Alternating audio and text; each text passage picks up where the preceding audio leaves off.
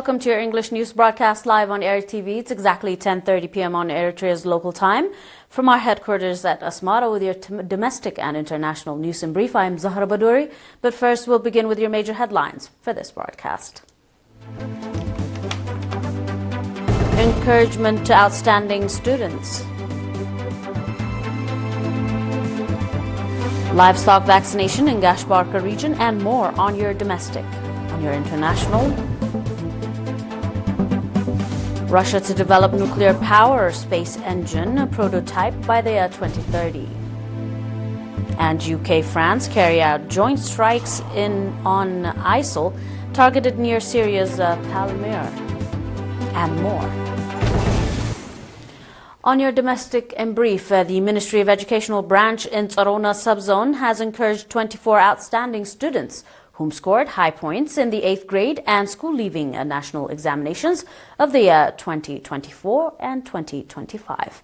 Mr. Saltana Gabriel Yohannes, head of the educational office in the subzone, urging the outstanding students to exert greater effort in their future educational careers, called for reinforced contribution and participation of all stakeholders to encourage female students to become more competitive in their education.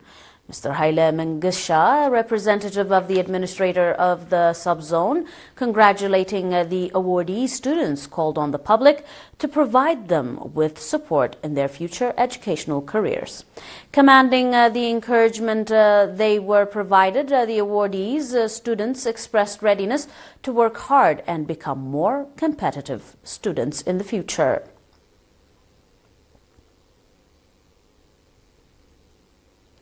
As part of the effort to ensure the health of livestock and enhance productivity, about 3 million livestock were vaccinated in the year 2025 alone at 25 vaccination centers, indicating that the program carried out in the 16 subzones of the region was aimed at controlling diseases transmitted from animals to humans as well as enhancing productivity. Mr. Samuel Kiflitzion, head of the animal health in the region, said that alongside the vaccination program, veterinary service were provided to over 255,000 livestock. Mr. Samuel went on to say that the vaccination program will have significant contribution in controlling various animal diseases and in the development of livestock resources in the region. Mr. Samuel also called on livestock owners to refrain from applying unsafe animal medicines and to enhance their understanding of the veterinary service being provided by professionals.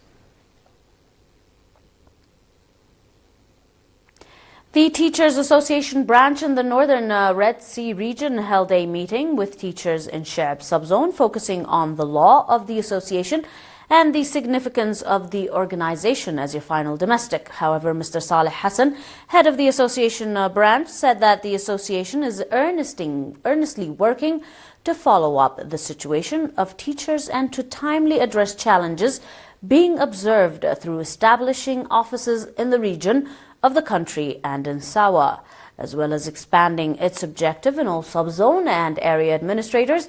Noting the significance of the meeting, Mr. Jimir Saleh, head of the educational office in the region, called on teachers to fully understand the briefings provided and apply them in their daily teaching careers. The participants on their part expressed readiness to work for the realization of the mission and objectives of the Teachers Association.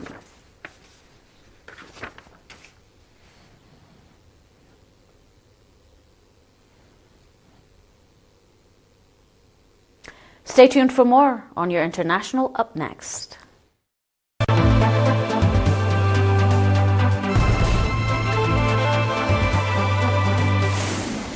And on your news on the global line, a nuclear-powered space engine prototype must be developed in Russia by the year 2030, and 2 gigafactories will be opened this year. Like a chief director general of Russia's State Atomic Emergency Energy Cooperation, Rosostom, said on Saturday. Likachev, however, said in an interview with the Russian 24 TV channel that their partnership with Roscosmos under a dedicated federal project covering the lunar station and a megawatt-class rocket engine, demonstrates the role of nuclear power in advancing space exploration.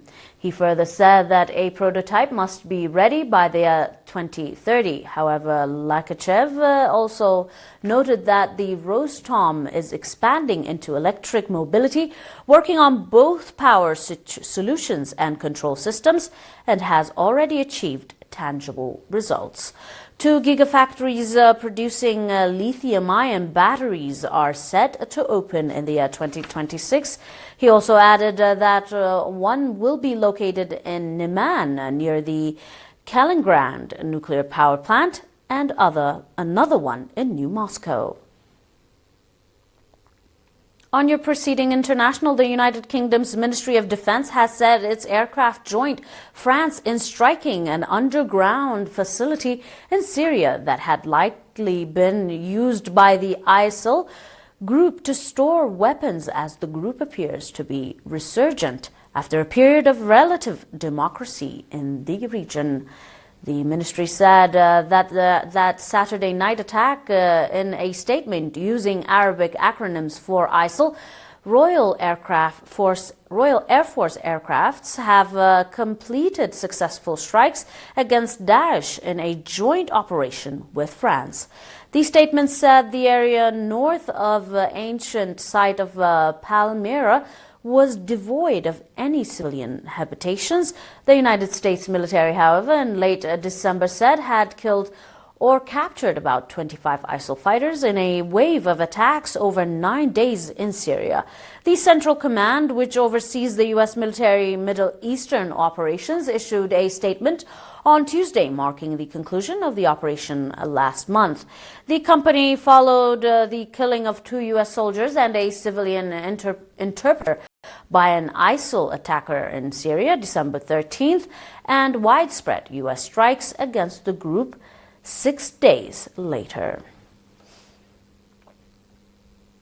On your final of all reports, North Korea has launched multiple ballistic missiles off its east coast into the sea, as South Korea's leader beginning a state visit to China in its first brigade of the new year.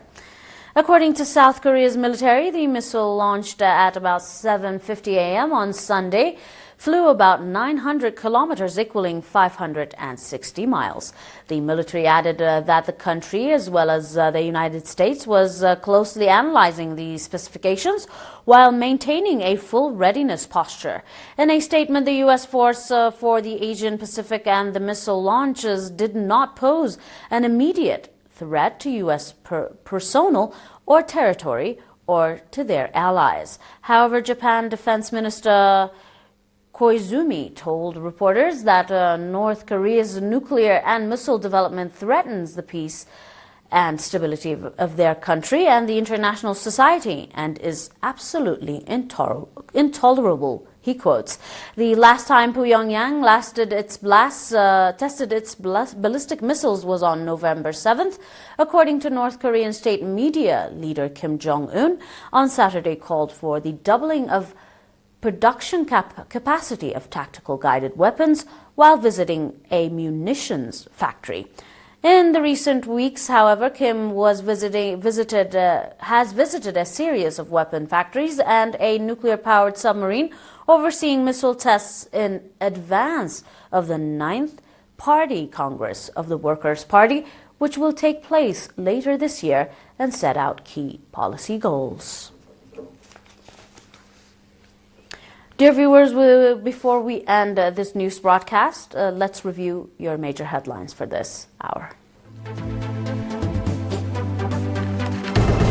On your domestic, encouragement to outstanding students. Livestock vaccination in Gashbarka region and a meeting with teachers in Shaib subzone. On your international, Russia to develop nuclear power space engine prototype by the year 2030. UK and France carrying out joint strikes on ISIL targeted near Palmyra and North Korean missile tests. Dear viewers, that is all for now with your domestic and international news in brief. Do keep yourselves updated with some more news here on ERi-TV from me and the broadcasting team here for tonight. Thanks for watching.